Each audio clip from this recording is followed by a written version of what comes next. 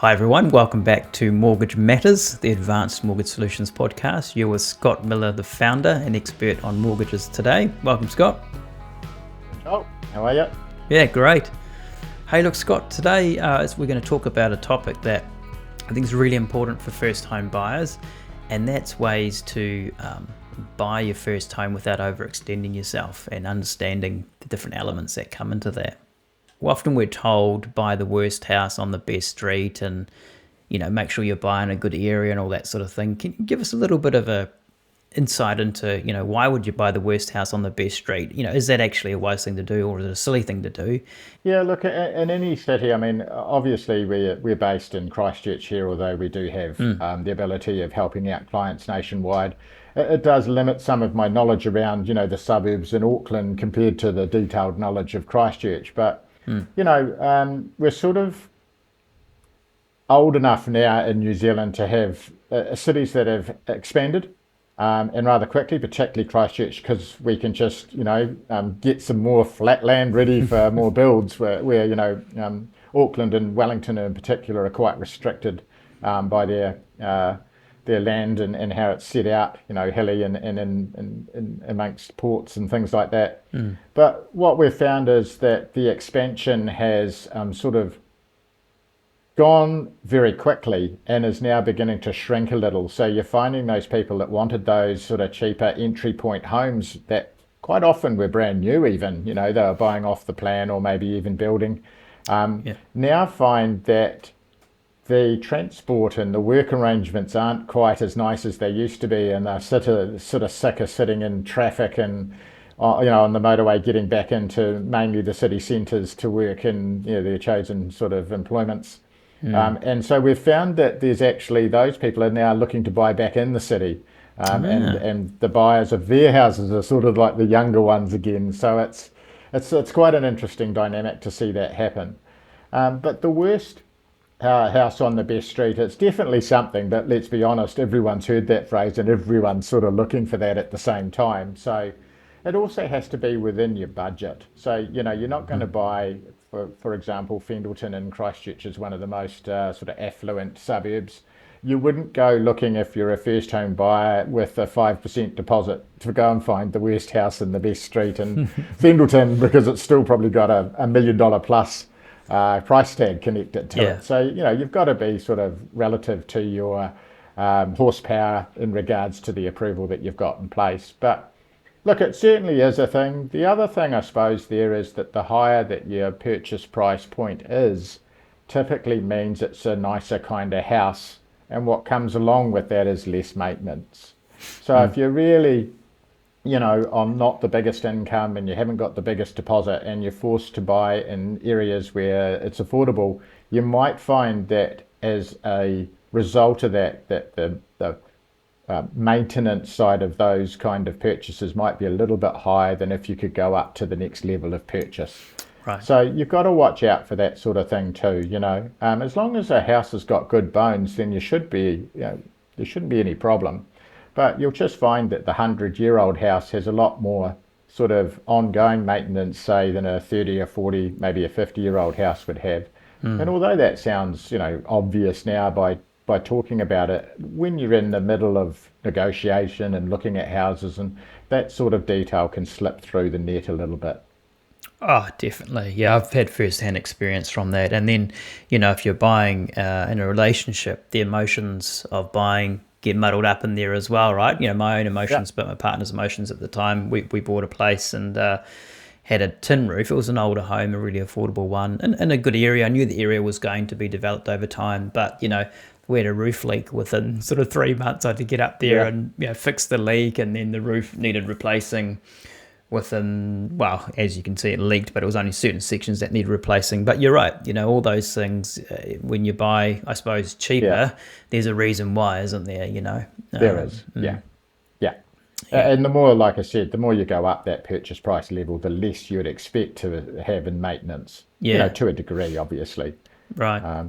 What about talking about that roof, the DIY side of things as well? I've heard stories, and it would have been a mistake for us during that same purchase. We looked at another place where there'd been a woman that had smoked in the property for years, and all the walls were covered, and we thought we'll rip all the internal walls out and do it ourselves. I'm glad we didn't at the time, because it would have been a major DIY. But then obviously there are some people with skills that can do that. Give us your sort of commentary around buying your first home, and how much the whole DIY thing.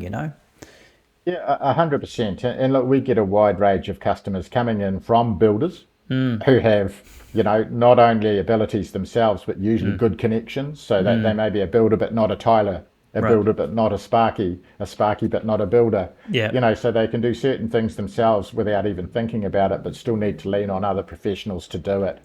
Coming back to the person, I think you've got to be very honest with yourself and know which way to hold a hammer. Yeah. You know, righty, righty, tighty, tighty, and lefty, lefty, loosey, loosey, and so know a little bit about what you're doing before you just go flat out into a major renovation. You might find, like those ads on TV you see sometimes where the handyman's sort of 6 years on, it's still Yeah. got bare walls and all that sort of thing. Yeah. But look, it's definitely a Kiwi thing, isn't it? DIY, there's massive Bunnings, there's massive Mitre 10s out there. You can just tell by having that amount of um, shops that do that kind of thing allow for the Kiwis to get in there and do their thing. Of course, there are the professionals out there as well. Uh, the areas to look to, like if you go in and find a first home and say the bathrooms and the kitchen's a bit tired, Yeah. then those are the areas that you really want to spend your money on. You'll get more than one for one out of your money that you spent by upgrading a kitchen or a bathroom. Right. There's no point spending a whole lot of money on a hallway. No one's going to buy your house because you've got a very nice hallway. I'm exaggerating for effect here, obviously. Ones that people get caught out a little bit on is things like adding double glazing. Now, Yep. although that will add value to your house, the thing that you've got to remember is that houses are supposed to come with windows. So you're really only replacing something that should come with a house anyway. So Yeah. although it's an improvement and it will be something that will benefit you, by keeping your house warmer, it doesn't always increase the value of the house as much as you think it would, because the house is supposed to come with windows anyway. Is Right. that expectation? So just be really mindful of where and how you're spending your money, to make sure that you're getting more for one return. So for every dollar you spend, you want to get more than a dollar back in that Yeah. improvement. If you're looking to hold on the house forever and ever and ever and it's forever house, then you can sort of ignore that a little bit, because the double glazing is going to make you warmer and toastier and better in the winter and in the summer. So there's a personal benefit to that kind of change. It's only when you're looking to add value to the house for sale purposes, you've got to be a bit careful about what you spend your money on. Yeah, that makes sense.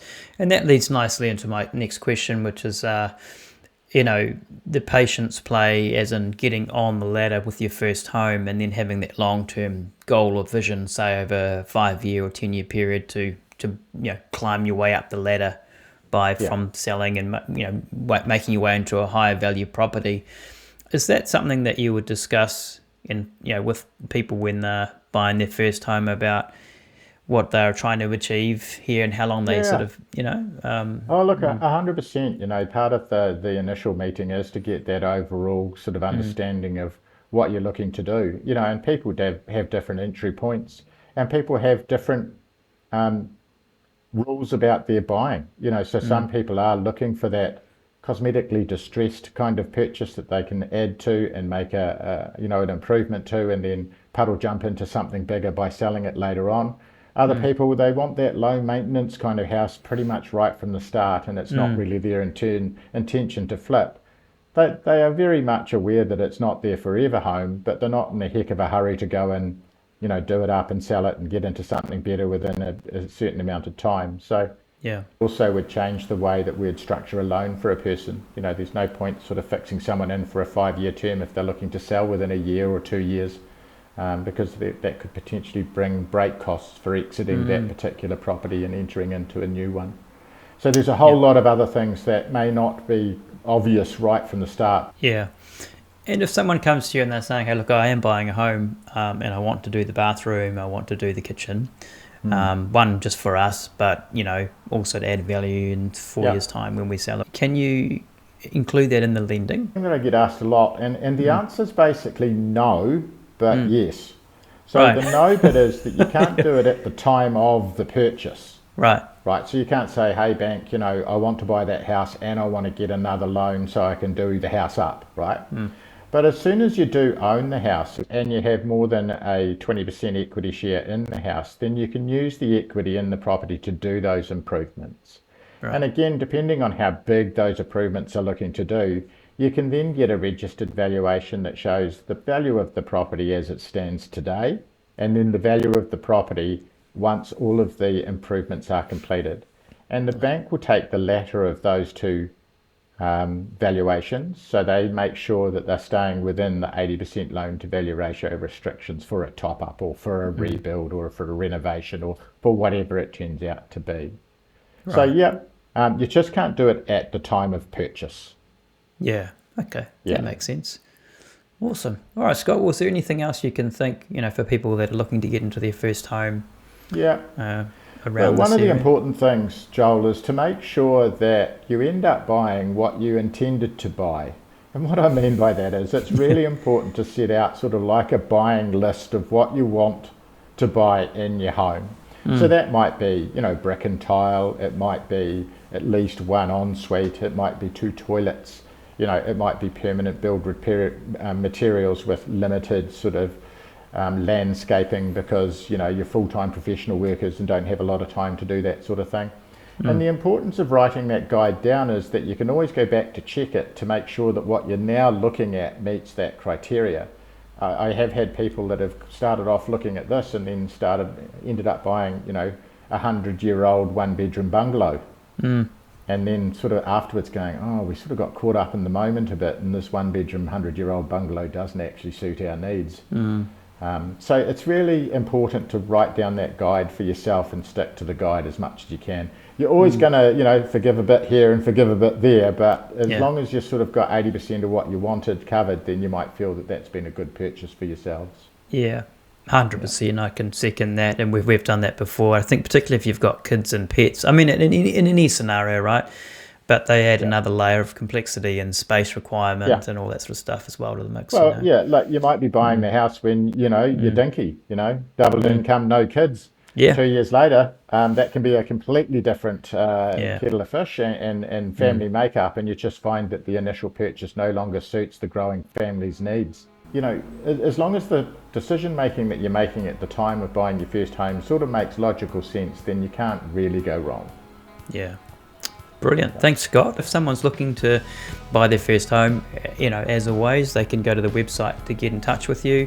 That's www.advancedmortgagesolutions.co.nz. So if you're listening today and it's resonated, Scott offers a free consultation. So just book online or give him a call, and him or his team will sort you out. Absolutely. Yeah. Here to help. Thanks, Scott. Thanks, Joel.